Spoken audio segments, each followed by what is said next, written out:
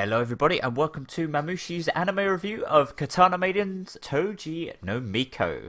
Katana Maidens takes place in everyday Japan, in which all girls have an incredible aptitude for slicing and dicing. Oh, and giant monsters are dotted about the place. You'll see that quite often. Straight away, the anime throws you into the deep end, and you see a schoolgirl wearing a nice visor and some kind of chest plate. She absolutely massacres that giant monster with no trouble whatsoever. Soon after, we see two schoolgirls just having a quick, and I mean very quick, sparring session. The winner of the fight actually gets to become the main protagonist for the anime, so that was cool. And in case you're wondering why the anime is called Katana Maidens, that's because all men in this anime are sworn to hold STI shields in a group. So, I mean, I guess they have that going for them, but not much else. Safe to say though, no rashes in this anime. Back to the main protagonist and her unfortunate friend, more on that later. They are both on their way to the katana slinging tournament, filled to the brim with other schoolgirls. I mean, I know the anime is called Katana Maidens, but it would be nice if a couple of guys can get up to no good and maybe start a little trouble in this neighbourhood. What's that, sorry? What's the prize for winning the tournament? That's a really good question. So the tournament begins, and we see two definitely not antagonists having a chat as they scout the talent, some of which are actually kohai or underclassmen of the schools which they went to. Looks like it could be a tough fight though, obviously, as they both know each other. But Red Eye's dark-haired schoolgirl has a dinner appointment soon, so she's not hanging around. She needs to go sharpish.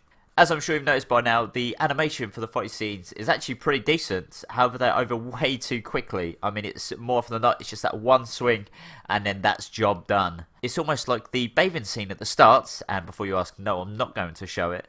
That should have been scrapped, and more focus should have been put on the fights in this first episode. There is a lot of build-up and talk about the different fighter styles, which is really good. However, the talk is a good 10 to 15 times longer than the fights themselves, making it pretty shallow, unfortunately. Such a shame, as there are no over-the-top animations of like special moves, just solid fighter styles, which is rare to see in anime these days. Okay, so earlier you heard me say about the unfortunate friend. Well, our MC, our main character here, is full of personality and almost glowing on the screen. Number two, however, the unfortunate friend, is suffering from a bit of dead-eye disorder. So as you'll see in some of the animations, some of the stills, she just has almost like a blank expression, like a very glossy-eyed look, for no reason. However, the other people sharing the scene with her just look very vibrant. Not sure why, out of all the characters, they decided to pick on the main character's friend, but that's for the artists, I suppose, to debate. Not only that, but she has a big build-up for revenge in the match that she had previously at the very start of the anime. However, she just gets bullied and absolutely beaten after just a single swing of her katana, which is, again, is a great shame because there's loads of dialogue building this up. Everyone's kind of cheering her on, although one of the classmates just kind of gave a sigh like, oh god, not these two again. But seriously, it's just poor old number two. She really is just the bad luck charm, or everybody just hates her in this anime, and I don't quite understand why. And in case you're wondering where the fan service was, I know I mentioned the bathing scene earlier, but literally the image of the high kick character, that's the closest you're going to get to fan service, which is something I'm actually really happy about. I'm so sick of so many different anime where they have a fight and suddenly all their clothes rip because they're made out of paper. This, it doesn't actually matter. It's just literally just on about the fights. No pantsu, as it were. That's not really showing up. It's just solid combat, which again is a real breath of fresh air in anime, because I'm just sick of so many anime. Just every chance they get, just clothes flying everywhere and skirts flying to the moon. Anyways, back to the fight of Red Eye's dark hair and the main character. It seems that everyone was kind of waiting for it because they seem to be the top two by a country mile. Both the MC and her new rival, they ready up. Can't wait to get it going, but then the rival decides to kill her, possibly, sister. Of course, this is stopped easily, as all the fights have been, because as you all know, you need to level up first before you can fight the final boss.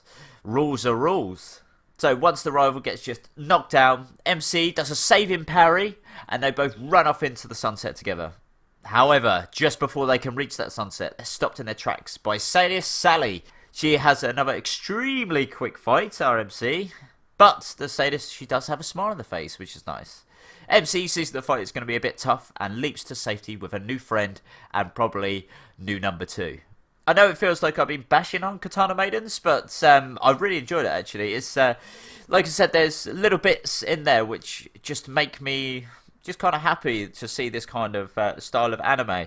For example, the soundtrack I really, really like. I'm an absolute sucker for piano keys, and this soundtrack has got me hooked straight away. It's got a nice jazzy feel to it. Like I said, the animation is solid. The fight scenes themselves are really good, very cool. Just unfortunately, they're not long enough. They're really not long enough. I hope obviously that this kind of episode we just get them out of the way, dun dun dun, and then the rest kind of builds up on it. I'm hoping it's not like one of those like Dragon Ball Z, for example, where the fights can last multiple episodes for one fight. I hope that's not the case with this one. I don't think it's going to be based on the pacing of it, so that's always good.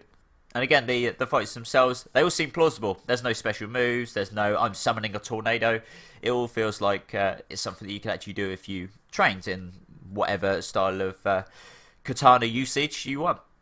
As far as the rating goes, I would give this first episode a good 7.5 out of 10. Like I said, there's nothing that kind of blows my socks off just yet. However, I do see a lot of potential in this anime, so I definitely recommend that you at least give it to episode 2, episode 3, if the first episode has interested you slightly in any way. But I know I'll be checking out episode 2 and episode 3 as well.